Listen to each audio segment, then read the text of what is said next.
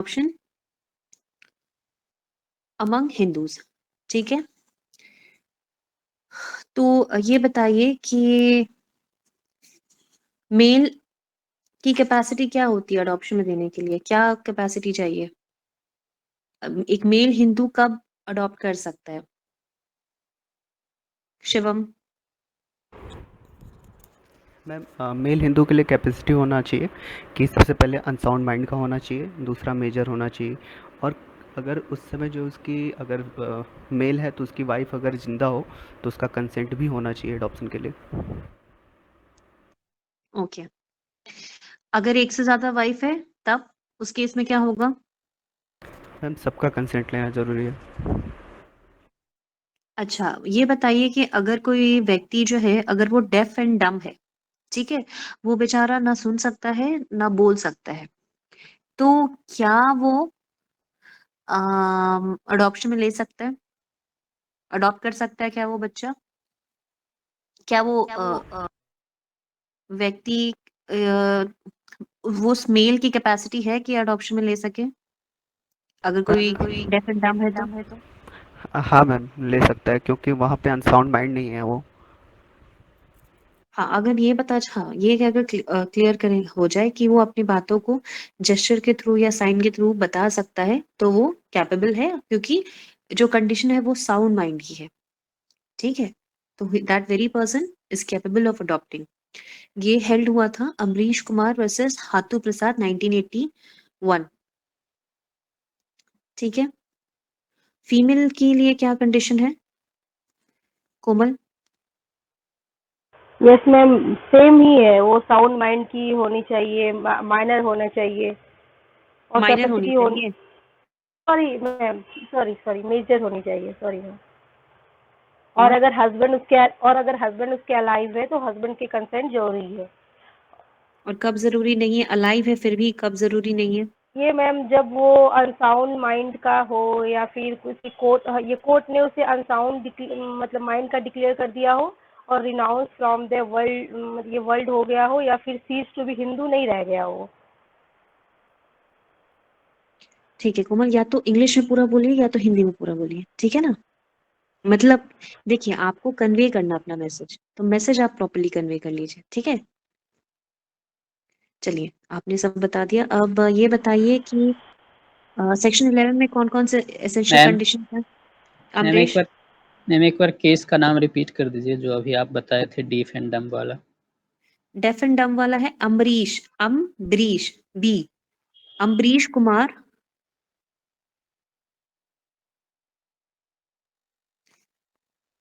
Ambarish Kumar versus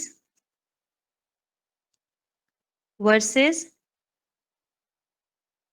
Hathu Prasad. Hathu. Hathu Hathu, HATU।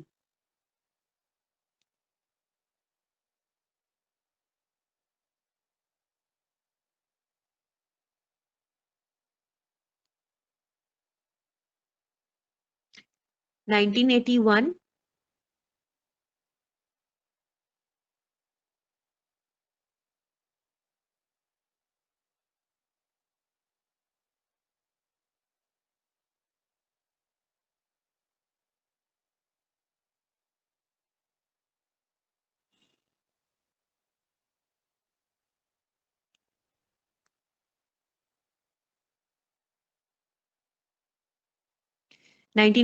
HLR 781।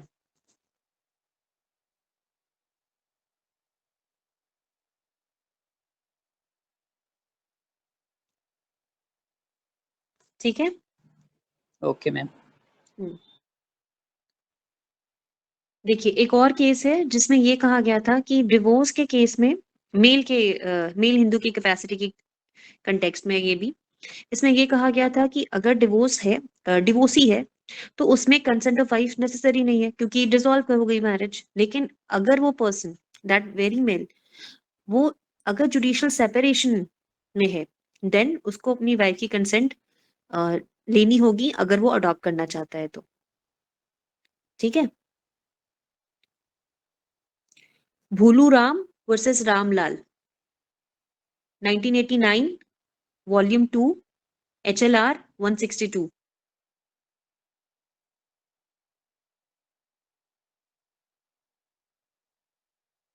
भोलू राम। भूलू, हाँ भूलू राम।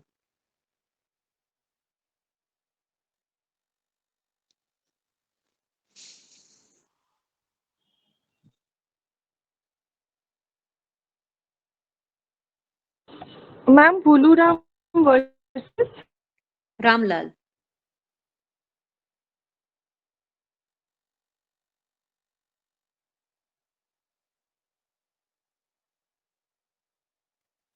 इसमें इसी केस में ये भी कहा गया था कि अगर किसी की 2 वाइफ है, अगर 2 वाइफ है तो कंसेंट, क्योंकि हमारा लेजिस्लेशन क्या कहता है कि दोनों वाइफ की कंसेंट लेनी होगी। तो इस केस में जो एक वाइफ थी वो काफी दिनों से सेपरेट हाउस होल्ड में रहती थी, तो कोर्ट ने हेल्ड किया कि इट डजंट मैटर कि वो अंडर द सेम रूफ रह रही है या फिर कहीं और रह रही है। अगर वाइफ लिविंग है तो दोनों वाइफ की कंसेंट से ही आप अडॉप्शन कर सकते हैं। ठीक है, इसी केस में कहा गया था।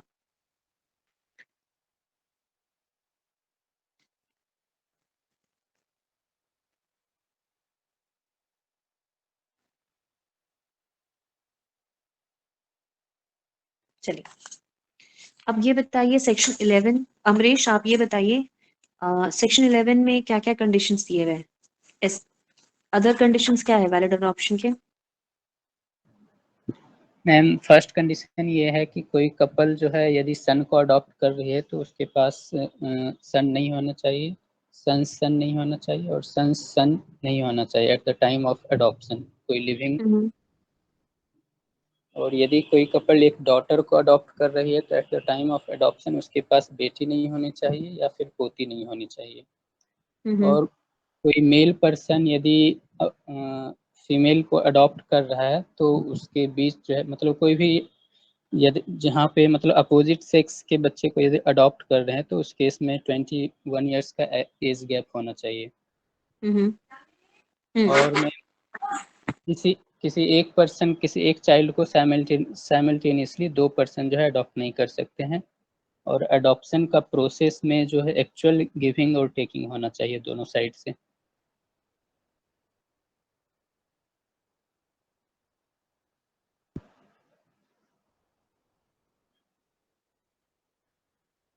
ठीक है, हेलो, हाँ इसमें कुछ केस लॉज हैं।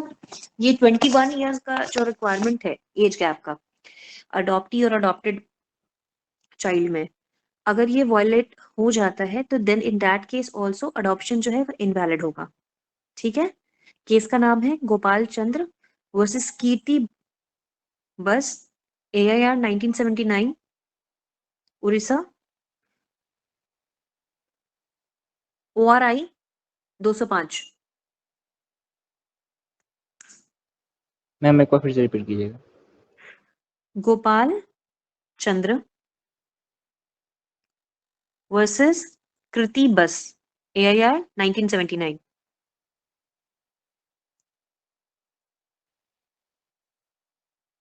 ORI thank you ma'am. 205। Orissa high court का जजमेंट है। ठीक है, और एक सेरेमनी जो होती है BAS, वत्स नहीं बस बस, कृति बस, BAS। एक मैंने आपको बताया था कि जैसे कि प्लांट को ट्रांसप्लांट किया जाता है एक जगह से दूसरी जगह, वैसे ही बच्चे का एक्चुअल गिविंग एंड टेकिंग होना चाहिए। तो अगर ये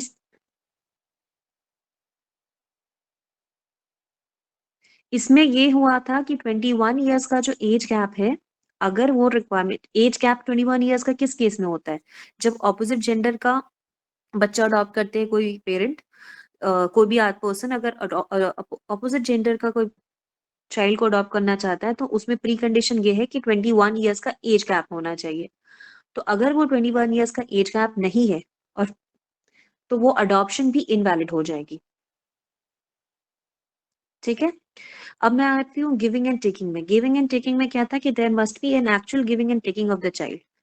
ठीक है, ट्रांसप्लांट करना होगा। Actual giving and taking is one of the most essential requirement for a valid adoption. तो अगर इस एक्चुअल गिविंग एंड टेकिंग नहीं हुआ है चाइल्ड का, या एक्चुअल गिविंग एंड टेकिंग हो रहा था और उस टाइम जो उसके रियल पेरेंट्स है दो अलाइव वो एब्सेंट थे अडॉप्शन सेरेमनी के टाइम, तो वो अडॉप्शन भी इनवैलिड हो जाती है। ठीक है,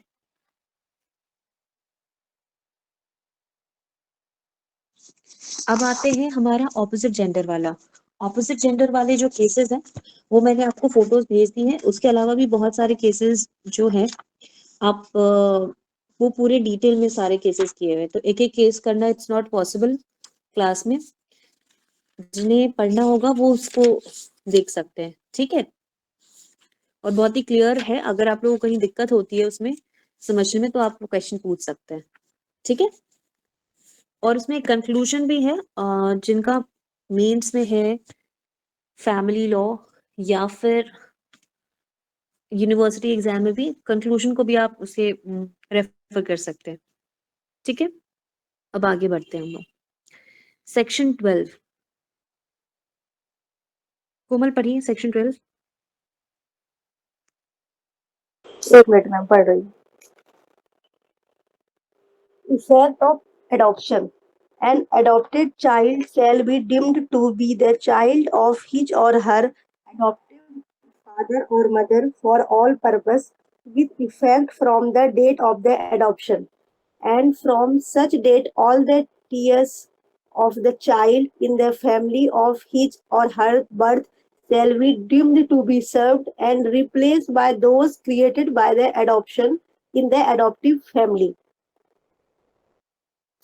provided that, फिर इसमें सब क्लाउज 1 है मैम, तो द इसमें क्या चाइल्ड, बोल रहा है, एक मिनट, डेट ऑफ अडॉप्शन से अडॉप्शन इफेक्टिव हो जाएगा। अडॉप्शन में क्या होता है,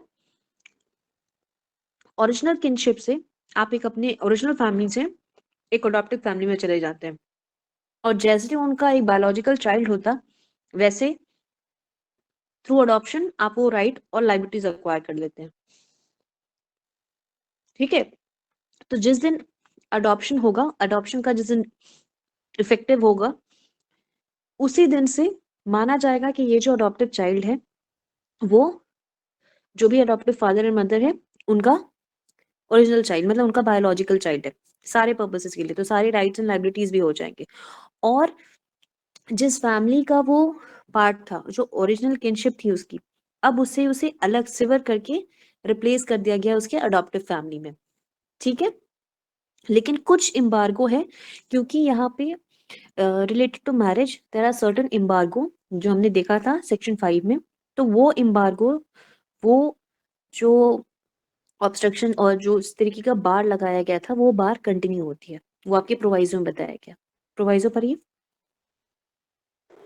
नहीं है ma'am, the child can not marry any person whom he or she could not have married if he or she had continued in the family of his or her birth. फिर B है तो ma'am, जैसे एक minute, जैसे वो सपिंड और prohibited relationship में अगर वो अपने ओरिजिनल फैमिली में कंटिन्यू करता या करती, तो जिस तरह के उनमें शादी नहीं कर सकती थी, अब अडॉप्शन के बाद भी वहां शादी नहीं कर सकती है। ठीक है, B. Any property which vested in the adopted child before the adoption shall continue to vest in such person subject to the obligation, if any, attaching to the ownership of such property, including the obligation to maintain relative in the family of his or her birth.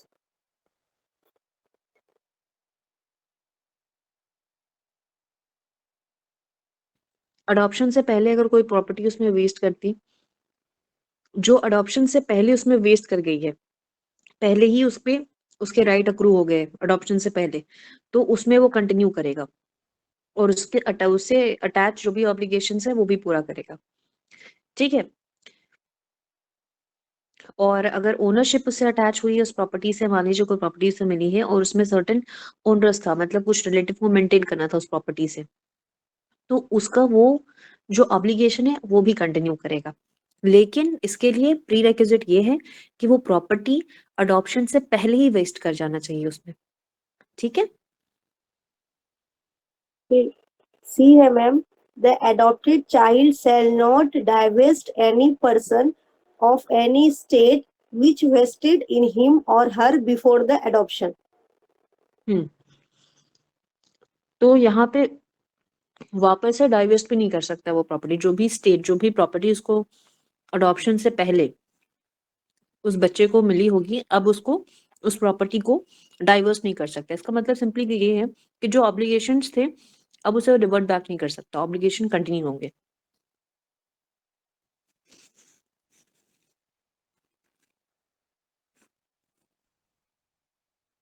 Thirteen ma'am हो गया ना section हाँ 12? Amrish yes ma'am.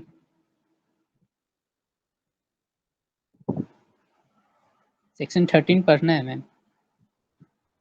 Ji. Okay.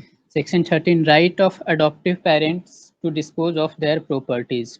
Subject to any agreement to the contrary, an adoption does not deprive the adoptive father or mother of the power to dispose of his or her property by transfer, inter vivos or by will. ठीक है, तो अब जो adoptive parents है, अगर वो will के through और अग्रीमेंट के थ्रू कोई ट्रांसफर करना चाहते हैं, तो ऐसा नहीं होगा कि अब अडॉप्शन कर लिया है तो वो अडॉप्टिव पेरेंट्स और मतलब जो भी फादर मदर होंगे वो अपनी प्रॉपर्टी को डिस्पोज नहीं कर सकते। ठीक है, इसमें एक केस है, उसका फैक्ट ये है कि इसमें एक विडो थी जिसने अडॉप्ट किया था एक सन को।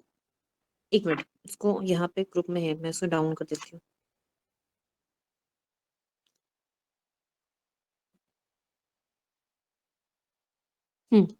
लास्ट वाला जो पेज भेजा है ना मैंने, हेलो, उसमें लिखा हुआ है केस का नाम उर्गी गौरा वर्सेस नागी गौरा।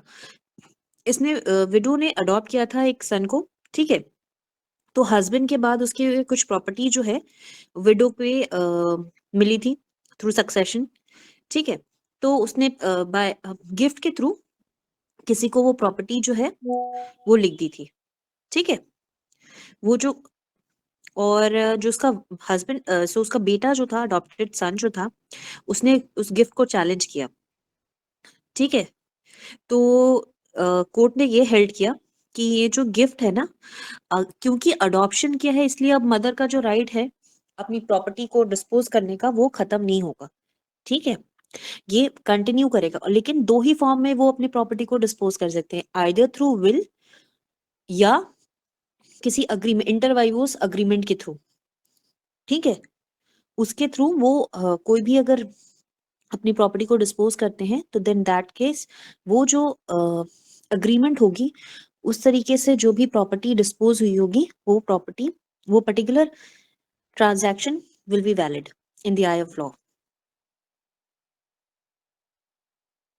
क्योंकि इससे अडॉप्शन सेक्शन 12 के 13 के भी वर्च्यू से ऐसा पॉसिबल है, प्लस ये बार बिल्कुल नहीं है कि अडॉप्शन कर लिया तो अब प्रॉपर्टी को दे नहीं सकते, प्लस उसको सक्सेशन के थ्रू जो प्रॉपर्टी मिलनी थी उस बच्चे को वो उसे कंटिन्यू करेगी। लेकिन अगर पर्सन जो है अडॉप्टिव फादर या मदर चाहे तो वो अग्रीमेंट, इंटरवाइवोस अग्रीमेंट के थ्रू, ट्रांसफर के थ्रू या विल के थ्रू प्रॉपर्टी को डिस्पोज कर सकती है। टीपीओ में इंटरवाइवोस वाला आप लोग कहाँ पढ़ते हैं? गिफ्ट में पता है, गिफ्ट के डेफिनेशन में पढ़ते हैं ना इंटरवाइवोस। इंटरवाइवोस का मतलब क्या है पता है? बताइए अमरीश, हुआ है ना आप लोगों का TPA? Yes ma'am. Between two Between क्या two होता है? living person. ड्रीम्स। हाँ, बिटवीन टू लिविंग पर्सन। कोई भी ऐसा ट्रांजैक्शन, कोई भी ऐसा अग्रीमेंट जो कि ट्रांसफर ऑफ प्रॉपर्टी जो कि दो लिविंग पर्सन के बीच में होगा वो हो सकता है आइदर थ्रू सेल, गिफ्ट या फिर विल के थ्रू प्रॉपर्टी डिस्पोज कर सकते हैं। ठीक है, इसके अलावा एक और केस था जिसमें कि फादर ने अडॉप्ट किया था एक अपने ही एल्डर डॉटर के बेटे को। ठीक है, और उन्होंने एक ओरल अग्रीमेंट की थी कि जो भी प्रॉपर्टी है उसके वारिस तुम बनोगे सारे प्रॉपर्टी की। और विल के थ्रू कुछ प्रॉपर्टी जो है वो उसकी माँ को उसकी माँ को नहीं, अपनी छोटी बेटी को उसने फादर ने कुछ विल के थ्रू प्रॉपर्टी लिखी थी। तो जो उसका अडॉप्टिव सन जो था, मतलब एक्चुअली उसका जो नाती था, उसने ये बोला कि हमारे फादर के ओरल अग्रीमेंट हुआ था, मतलब ओरल विल के थ्रू ने वसीयत की थी मेरे सामने कि वो सारी प्रॉपर्टी मेरे नाम होगी। तो ये जो इनको लिखा है, ये जो पर्टिकुलर विल है जो उनके यंगर डॉटर के फेवर में, वो इनवैलिड है, सारी प्रॉपर्टी हमारी होनी चाहिए। तो कोर्ट ने इस केस में भी यही हेल्ड किया कि अगर एक लेटर के थ्रू उन्होंने ये चीज बताई थी, अडॉप्शन का अग्रीमेंट बना था, ठीक है, कि उन्होंने अपनी ही बड़ी बेटी के बेटे को अडॉप्ट कर लिया था। तो कोर्ट ने बोला कि उसको मान भी लेते हैं ना अडॉप्शन को, उस लेटर को अडॉप्शन अग्रीमेंट भी अगर मान लेते हैं, देन उस केस में भी वो एज अ एयर ले सकता है प्रॉपर्टी में, लेकिन विल्ड के थ्रू जो ट्रांसफर हुआ है वो इनवैलिड नहीं होगा। ठीक है, तो अगर आप आंसर लिख रहे हैं तो ये दोनों केस, क्योंकि एक में विल हो गया और एक में आपका ट्रांसफर इंटर वाइवस गिफ्ट के थ्रू हो गया, तो ये दोनों केस आप डाल सकते हैं। ठीक है, मैम इस केस का नाम क्या है? दोनों केस आपके ग्रुप में डाला हुआ है। ठीक है, नाम लिखाने में अननेसेसरी जितने भी केसेस है ना, इसके अलावा भी अलग अलग टॉपिक में बहुत सारे केसेस है जो मैंने ग्रुप में ऑलरेडी डाल दिया है। तो जिनको भी केसेस रेफर करना होगा वो ग्रुप में देख लेंगे। ठीक है, कीर्ति सेक्शन 14 पढ़िए।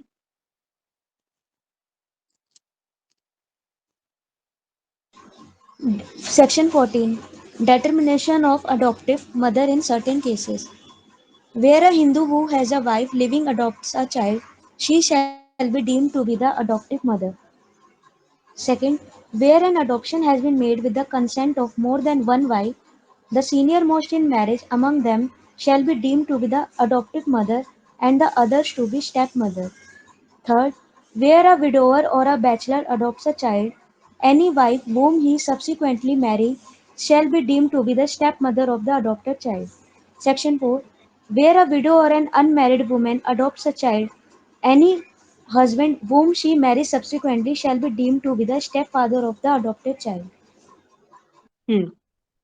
किसी ने परसों जब भी हमारी लास्ट क्लास हुई थी उसमें पूछा था ना कि अगर हस्बैंड ड्रॉप करता है तो वाइफ का क्या होगा, उनका आंसर ये है सेक्शन 14। ठीक है, अगर वाइफ है तो वो हो जाएंगी अडॉप्ट, मतलब लिविंग वाइफ है, अडॉप्ट करते हैं मेल, हिंदू मेल, तो अडॉप्टिव मदर हो जाएंगी वो वाइफ। अगर एक से ज्यादा वाइफ है जहाँ पे, तो सीनियर मोस्ट जो होंगी फर्स्ट इन लाइन वो हो जाएंगी अडॉप्टिव मदर, बाकी हो जाएंगी स्टेप मदर। बैचलर या विडोअर, जब वो बैचलर था तब उसने अडॉप्ट किया और बाद में उसने सब्सिक्वेंटली शादी कर ली, तो वो जो लेडी जिससे उसने शादी की उसकी वाइफ वो स्टेप मदर हो जाएंगी। और अगर कोई महिला चाहे विडो हो या अनमैरिड हो वो अडॉप्ट करती हैं और बाद में वो शादी करती हैं, तो उस केस में वो जो व्यक्ति जिनसे उन्होंने शादी की है उनके हस्बैंड स्टेप फादर हो जाएंगे। ठीक है, किसी ने पूछा था, जिनको भी पूछा था, अभी आपको क्लियर है?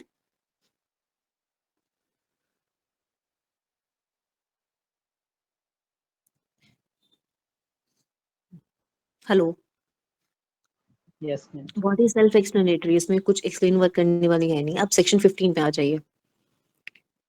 नेहा सेक्शन 15 पढ़िए। Yes, ma'am.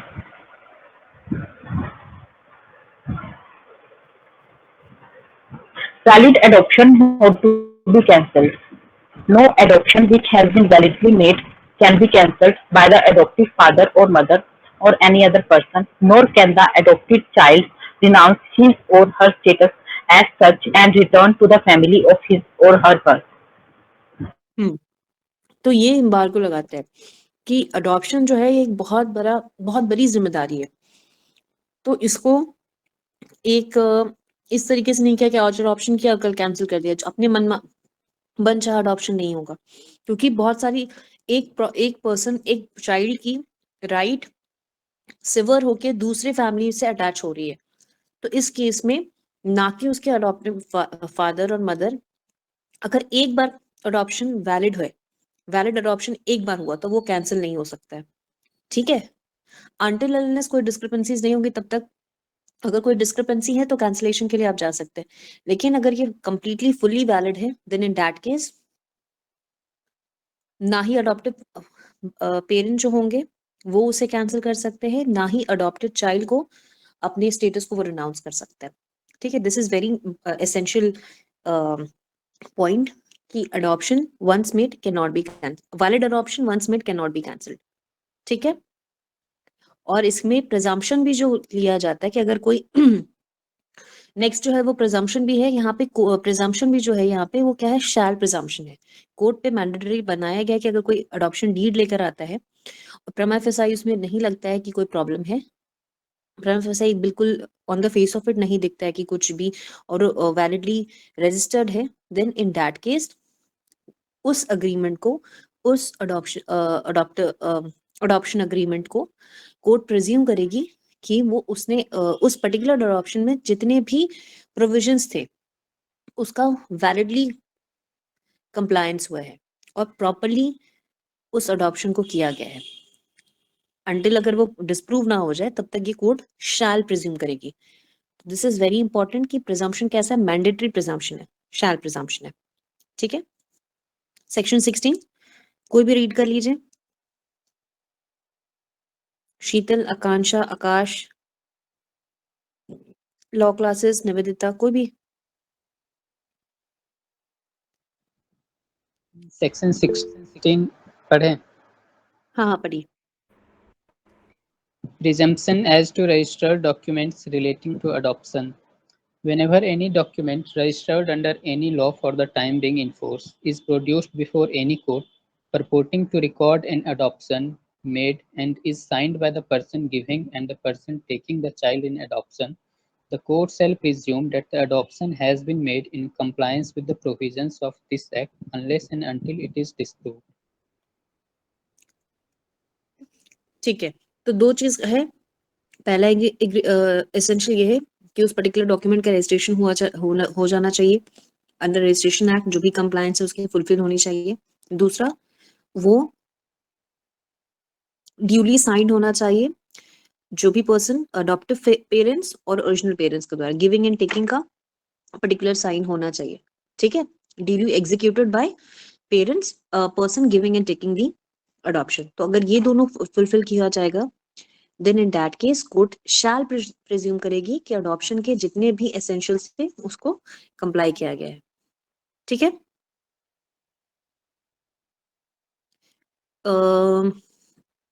शैल प्रिजम्पशन और मे प्रिजम्पशन, कंक्लूसिव प्रूफ, इन तीनों का डिफरेंस पता है ना आप लोगों को? सबको पता है? यस मैम, शैल में कंपलसरी होता है, मे में डिस्क्रिशन होता है। ठीक है, मैंडेटरी होता है, शैल में कोर्ट को मानना होता है अनटिल वो डिस्प्रूव ना हो जाए। मे में कोर्ट की डिस्क्रिशन होती है, कोर्ट चाहे तो उसे प्रिज्यूम कर सकती है और नहीं भी प्रिज्यूम कर सकती है। कंक्लूसिव प्रूफ में कोर्ट के पास भी डिस्क्रिशन नहीं है, कोर्ट को मानना ही मानना है, वो इरिवर्टेबल प्रिजम्पशन ऑफ लॉ है, ठीक है। सेक्शन 17 जो है वो ये बताता है कि पेमेंट नहीं होना चाहिए, किसी तरीके का अडॉप्शन में ये लेन देन वाला चीज नहीं होना चाहिए, क्योंकि इससे बहुत ही क्या बोल सकते हैं, बहुत ही रिलीजियस टच दिया गया है इसे, तो इसलिए अडॉप्शन को बहुत पायस माना गया है, तो उसमें किसी भी तरीके का लेन देन नहीं होना चाहिए। और अगर ऐसा होता है तो उस केस में 6 मंथ तक की इम्प्रिजमेंट हो सकती है, फाइन भी हो सकता है या दोनों हो सकता है, ठीक है। और लेकिन जब भी यहाँ पे इसमें प्रोसिक्यूशन होगा ना, प्रोसिक्यूशन स्टार्ट करने से पहले आपको स्टेट गवर्नमेंट की आपको सैंक्शन लेनी होगी और सैंक्शन के बाद ही इसमें प्रोसिक्यूशन चल सकता है, ठीक है। राहुल सेक्शन 17 पढ़िए।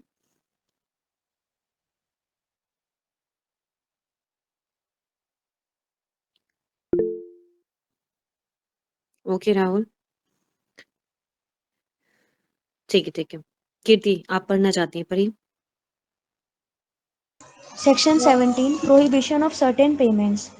No person shall receive or agree to receive any payment or other reward in consideration of the adoption of any person, and no person shall make or give or agree to make or give to any other person any payment or reward, the receipt of which is prohibited by this section.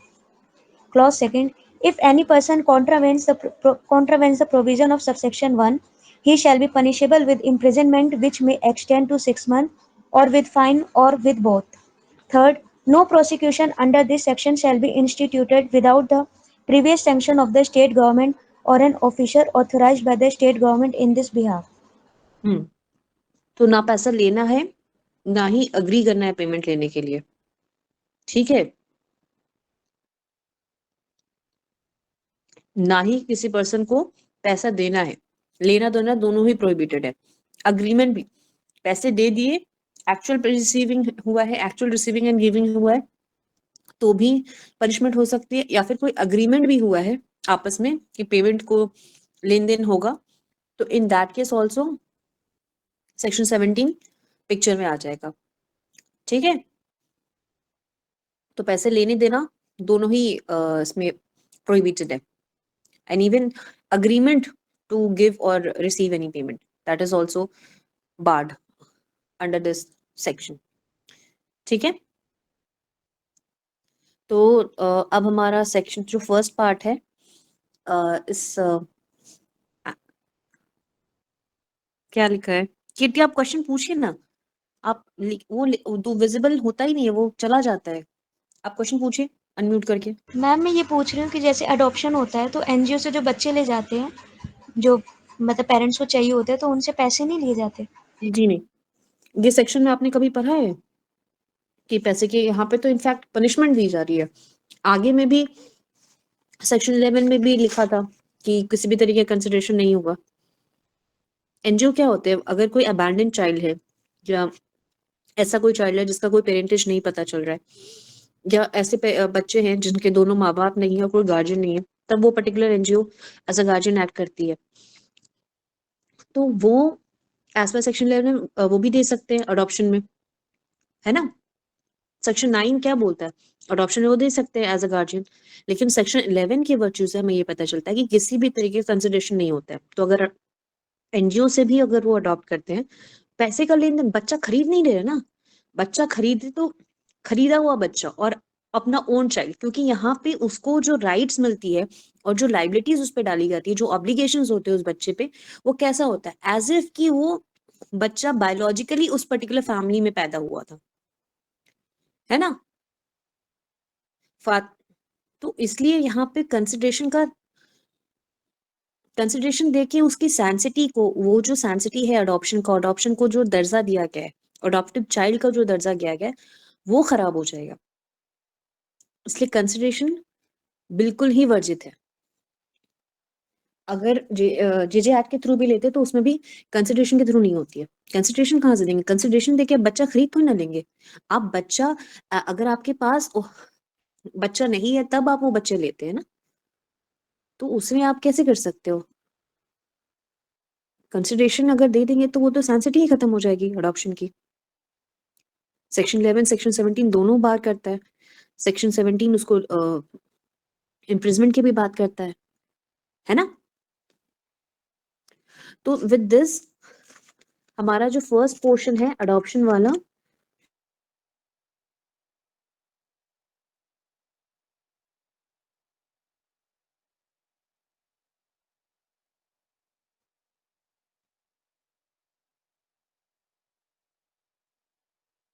Chapter 2 ठीक है। Section तो 5 अगर to 7 adoption में section chapter 2 5 से लेके 17 तक के किसी भी प्रोविजन का फॉलो नहीं करते, कंप्लायंस नहीं होता है, कॉन्ट्रवेंशन में होता है 5 to 17 के, तो इन that case that particular adoption जो होता है वो वॉइड हो वो जाता है। वॉइड होता है। हाँ, तो वॉइड होने का मतलब क्या हुआ, तो ना ही बच्चे पे कोई राइट क्रिएट करता होता है, ना ही अडॉप्टिव पे फैमिली पे कोई राइट अक्रू करता है, ठीक है। सेक्शन 6 रेड विद सेक्शन 11 क्या बताता है, requisites of valid adoption. Section 6 बताता है, पहले बोलता है कि कौन अडॉप्शन कब वैलिड होगा, जब वैसे पर्सन के के थ्रू किया गया हो, जिनकी कैपेसिटी है। कैपेसिटी के बारे में कौन सा बताता है? सेक्शन 7 एंड 8 हमने डील किया था। सेम है साउंड माइंड और मेजर। और जहां पे लिविंग वाइफ या लिविंग हस्बैंड है, इन दैट केस उसके कंसेंट से। कंसेंट कब वेव ऑफ हो जाएगा? जब फाइनली और कंप्लीटली रिनाउंस कर दिया है और रिलीजियस ऑर्डर में एंटर कर गए हैं, या सीज टू बी हिंदू हो गए हैं, या किसी कॉम्पिटेंट कोर्ट ने अनसाउंड माइंड का डिक्लेयर कर दिया है। ठीक है।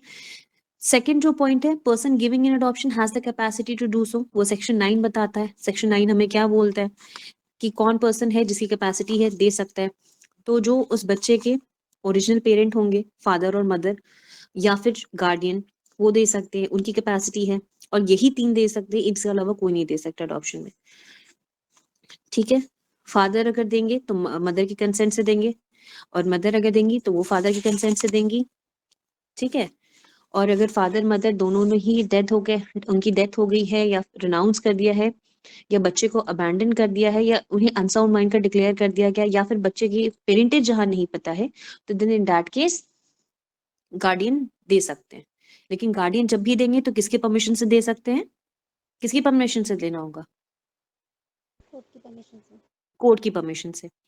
कोर्ट की परमिशन देंगी। कोर्ट क्या क्या कंसिडरेशन करेगा? तो वेलफेयर ऑफ द चाइल्ड। कभी भी बच्चे के संदर्भ में कुछ भी हो, जे एक्ट भी पढ़ेंगे, तब भी उसमें जो प्राइम कंसिडरेशन है वो क्या है? Welfare of the child. ठीक है। वेलफेयर ऑफ द चाइल्ड देखेंगे, कंसिडरेशन देखेंगे कि क्या बच्चे की एज क्या है, बच्चे के लिए क्या अच्छा है, बच्चे की अंडरस्टैंडिंग, बच्चे की इच्छा क्या है। और फिर इस चीज को भी वो चेक करेंगे कि किसी भी तरीके का कंसिडरेशन या रिवॉर्ड नहीं दिया गया है। ठीक है, किसी भी तरीके की लेन देन नहीं हुई है। उसके बाद कोर्ट परमिशन दे सकती है। सेक्शन 3 पॉइंट जो है वैलिड अडॉप्शन के लिए, वो क्या है कि जो भी पर्सन जिसे अडॉप्ट किया जा रहा है वो कैपेबल है। तो उसके बारे में सेक्शन 10 बात करता है। क्या बोलता है? क्योंकि ये Hindu adoption and maintenance act है, तो जो भी पर्सन है वो हिंदू होना चाहिए, उसे पहले अडॉप्ट नहीं किया गया हो, और अगर वो मैरिड है तो उसे नहीं अडॉप्शन में दिया जा सकता अनलेस की कस्टम एंड यूसेज परमिट करे। इससे रिलेटेड भी केस है 2, मैंने ग्रुप में भेज दिया है, उसे प्लीज देख लीजिएगा। सेकंड है 15 ईयर से एज के ऊपर वाले बच्चों को नहीं ऊपर वाले पर्सन को नहीं दे सकते, 15 ईयर से कम होना चाहिए। ठीक है। लेकिन यहाँ पर भी अगर कस्टम और यूसेज परमिट करता है तो इन दैट केस कर सकते हैं। सेक्शन 11 में कौन कौन से वैलिड है वो अभी अमरीश ने बताया। अगर आप सन अडॉप्ट कर रहे हैं तो सन्स, बेटा पोता और परपोत्र नहीं होना चाहिए। अगर डॉटर अडॉप्ट कर रहे हैं तो बेटी और पोती नहीं होनी चाहिए। ऑपोजिट जेंडर को अडॉप्ट करना है तो 21 ईयर्स का एज गैप होना चाहिए। सेम चाइल्ड को साइमल्टेनियसली 2 पर्सन अडॉप्ट नहीं कर सकते। इससे रिलेटेड भी एक केस है, वो भी मैंने डाल दिया है ग्रुप में, उसे प्लीज देख लीजिएगा। और एक्चुअल गिविंग एंड टेकिंग होना चाहिए। ठीक है। जिस तरीके से ट्रांसप्लांट किया जाता है बच्चे को, वैसे ही एक्चुअल गिविंग एंड टेकिंग होना चाहिए। और दत्ता होमम की जो प्रैक्टिस थी, जो सेरेमनी थी, वो एसेंशियल नहीं है। वो होगा तो भी ठीक, नहीं होगा तो भी कोई फर्क नहीं पड़ता है।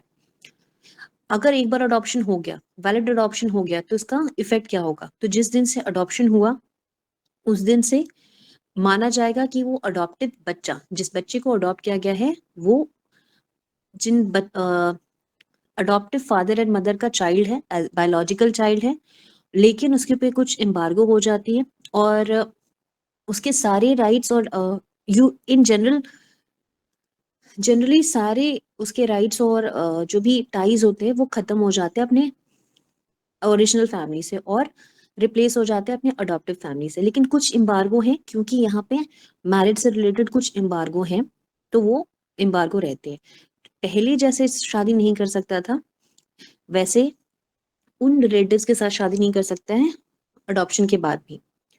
अगर कोई प्रॉपर्टी अडॉप्शन से पहले वेस्ट की है और उस प्रॉपर्टी में कुछ ऑब्लिगेशंस थे, किसी को उसके रिलेटिव को मेंटेन करना था, ठीक है, ओनरशिप ओनरस था वो, जो भी ट्रांसफर हुआ था प्रॉपर्टी में, उसमें कुछ लाइबिलिटीज भी अटैच थे, तो वो ऑब्लिगेशन ये जो भी अडॉप्टेड चाइल्ड है उसे फुलफिल करना है। और वो डाइवर्स नहीं कर सकता अपना किसी पर्सन को, अपना स्टेट को, जो उसको अडॉप्शन से पहले कोई अगर प्रॉपर्टी या स्टेट मिली है तो उसको वो डाइवर्स नहीं कर सकता।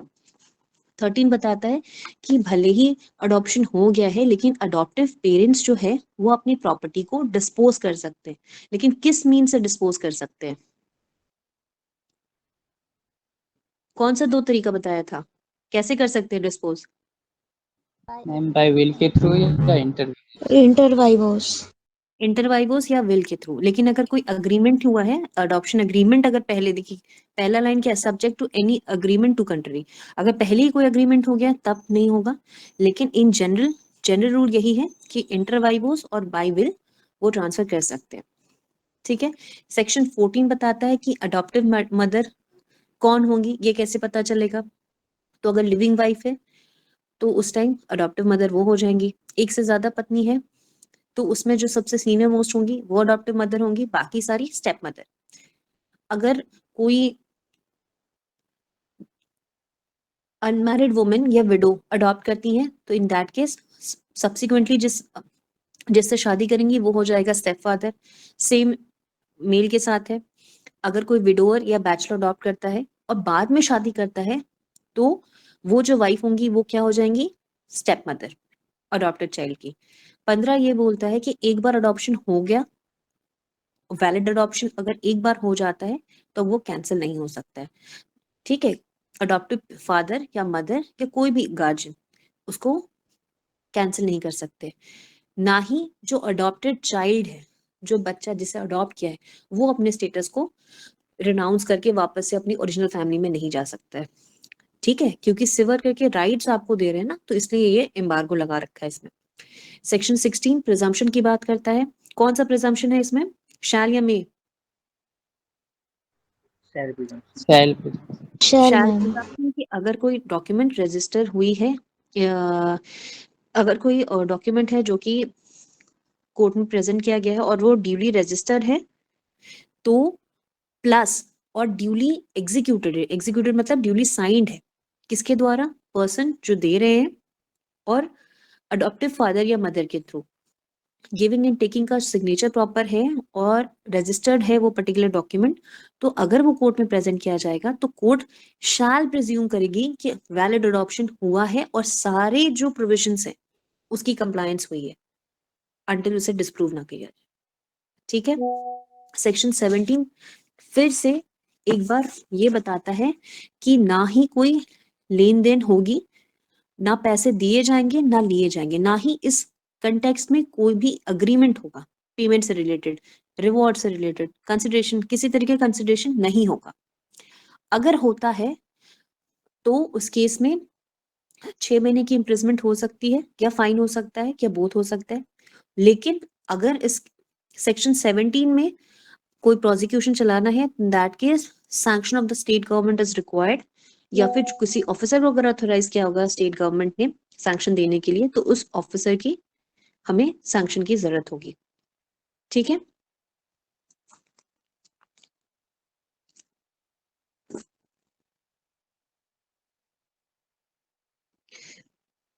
एक मिनट शिवम, आप अनम्यूट करके क्वेश्चन पूछिए, वो रहता ही नहीं है, या तो ग्रुप में डाल दीजिए। मैम एक विडोअर है जिसकी एज जो है 60 ईयर है, मतलब 60 साल का है, क्या वो गर्ल चाइल्ड को अडॉप्ट कर सकता है? क्या क्या उसकी रिक्वायरमेंट्स हैं?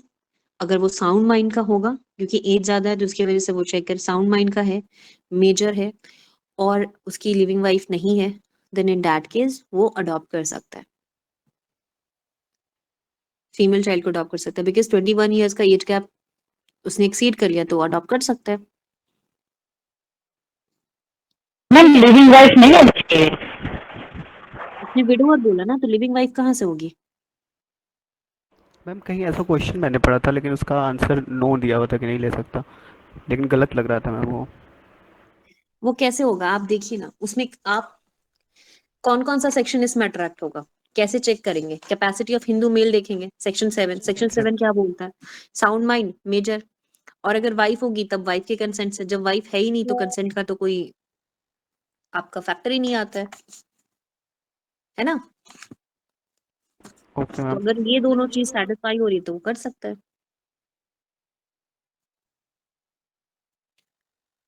ठीक है। नेक्स्ट क्लास आपकी है ना, कल हम लोग मेंटेनेंस कर लेंगे और इसके बाद हिंदू लॉ से कुछ तो कौन है ये? हाँ, किसी ने हैंड रेज किया, बता पूछिए। Hello ma'am. हेलो मैम 2019 में क्वेश्चन आया था बिहार जुडिशरी में कि whether it is necessary to inquire into the motive of adoption. 5 marks yes it question is है। इट इज यस, इंटेंशन तो चेक करना ही करना है, इंटेंशन होना चाहिए अडॉप्शन का, क्योंकि इंटेंशन में क्या क्या चीज देखेंगे कि इंटेंशन अडॉप्शन का है या फिर बच्चे की लेन देन हो रही है। तो आपको कौन कौन से पॉइंट्स लिखेंगे? पहले तो आप बोलेंगे कि इंटेंशन इज इम्पोर्टेंट, ठीक है, लेकिन एज एन एसेंशियल कहीं दिया हुआ है? ये एज एन एसेंशियल कहीं दिया है? कहाँ पे दिया हुआ है बताइए? इंटेंशन कहाँ पे सेक्शन दिया हुआ है? सेक्शन 11 में दिया हुआ है मैम, एक्चुअल गिविंग और टेकिंग होना चाहिए। Actual giving and taking, that वो डिफाइन करता है आपका इंटेंशन, ठीक है। वहां पे देखिए क्या लिखा हुआ है, child to be adopted must actually be given and taken in adoption by parents and guardian with an intent to transfer the child from his family of birth, ठीक है। तो यहाँ पे आपको इंटेंशन की चीजें दिख लगती है। इसके अलावा आप ले सकते हैं ये इस चीज को भी कह सकते हैं कि इंटेंट कोर्ट जहाँ पे गार्जियन करते हैं अडॉप्शन में देते हैं, तो इन दैट केस ऑल्सो कोर्ट अपने आप को सेटिस्फाई करती है कि एक्चुअल इंटेंशन थी, बच्चे के लिए वेलफेयर के लिए देखती है और एक्चुअल वो चीज को देखती है कि कंसिडरेशन नहीं था, ठीक है। क्योंकि इंटेंशन इतना इंपॉर्टेंट है, सेक्शन 17 में अगर कंसिडरेशन होता है तो उसको एक पनिशेबल ऑफेंस ही माना गया है। तो actually in the light of 11 का 6 प्लस बाकी सारे 2 पॉइंट आप ऐड कर सकते हो उसमें। सेक्शन और अगर 17 कोई से केस भी लो मैम, केस बट एक और, हाँ क्या बोल रहे हो आप अमरीश? वही कह रहे थे, सेक्शन 17 से भी लेजिस्लेटिव इंटेंट पता चलता है ना, क्योंकि वहाँ पे लेजिस्लेटिव इंटेंट तो पता चल जाता है, लेकिन इससे रिलेटेड कोई ना कोई केस लॉ होगा। तो अगर क्वेश्चन आए कुछ भी, अगर आप लिख रहे, पहले तो आपने बेयर प्रोविजन लिख लेना है और आपको सब्सटैंशिएट करना है कि कोर्ट ने उस चीज को किस कैसे पर्टिकुलर फैक्ट एंड सर्कमस्टांसेस में अप्लाई करके उस चीज को बोला है कि हाँ वो एसेंशियल है। तो इससे रिलेटेड चाहे 5 नंबर का क्वेश्चन हो 10 नंबर, हिंदू फैमिली लॉ में भी बहुत सारे केसेस आपको कोर्ट करने होंगे, ठीक है। बेयर प्रोविजन से कहीं कुछ नहीं चलेगा, आपको उसके रिलेटेड कोई केस ढूंढ के उसमें डाल देना है। तो जब आपको केस मिल जाए तो आप शेयर भी कर दीजिएगा ग्रुप में, ठीक है। मैं भी देखूंगी, अगर कोई केस होगा तो मैं डाल दूंगी ग्रुप में। मैम उस केस में अडॉप्शन कैसे वैलिड हो सकता है? वो 20 इयर्स है ना, अबव 15 इयर्स एज है ना। कहाँ पे 15 इयर्स है? उसने जिसने किसी ने क्वेश्चन पूछा था 60 इयर्स है और 20 इयर्स को वो 20 इयर्स नहीं बताया, 20 इयर्स बोला था। I think ma'am above 15 years told the age. नहीं नहीं, he said that the widower is 60 years old. And the adopted child age? He didn't mention about the age of the adopted child, as far as I am able to recall.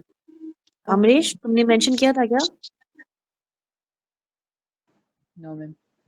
हाँ, adopted child का नहीं किया था। Adopted child के भी case में even if the child is below above 15 and if the custom and usage जो है उसे अलाउ करता है, परमिट करता है, then in that case adoption is valid. Okay. Absolute bar नहीं है, that is qualified. Custom and usage अगर उन्हें अलाउ करते हैं then in that case that particular adoption will be valid. दो क्वालिफाइड है कंडीशन, एक आपका एज से रिलेटेड, एक आपका मैरिटल स्टेटस से रिलेटेड। मैरिटल बच्चा मैरिड चाइल्ड को भी अडॉप्ट कर सकते हैं, उससे रिलेटेड केस भी है, पर्टिकुलर क्लैन भी है जहां ये फॉलो होता है, और उससे रिलेटेड केस भी मैंने ग्रुप में डाल दिया है, ठीक है। ओके। तो ये केसेस बहुत इंपॉर्टेंट है, ये बहुत डॉक्टर प्रोफेसर कुसुम की किताब से मैंने दिया है, तो प्लीज उसे जिन्हें भी थोड़ा इंटरेस्ट होगा उसे आप देख लीजिएगा। अभी नहीं तो कभी भी आपको काम देगा। और अभी 2-3 केसेस बैक टू बैक आए हैं लाइव लॉ में मैंने शेयर किया है आप लोग को, और मैं कुछ और केसेस भी हैं जो हिंदू लॉ से रिलेटेड है। तो those who are going to write their mains exam और जिनका पर्सनल लॉ है, प्लीज लेटेस्ट केस को मेंशन कीजिएगा। सेम चीज कही है सुप्रीम कोर्ट ने, कुछ अलग नहीं कहा है, सेम चीज को बोला है, बट स्टिल आप केस जरूर डाल दीजिएगा, बिल्कुल लेटेस्ट है 2023 का, तो वो आपके आंसर को एनहांस कर देगा। ठीक है। एंड कॉलेज गोइंग स्टूडेंट जो भी यूनिवर्सिटी के एग्जाम में अपने केस मैट के अलावा भी अगर आप लेटेस्ट केस लिखेंगे तो वो अच्छा बनाएगा, क्योंकि आपको ultimately it's going to help you. ठीक है।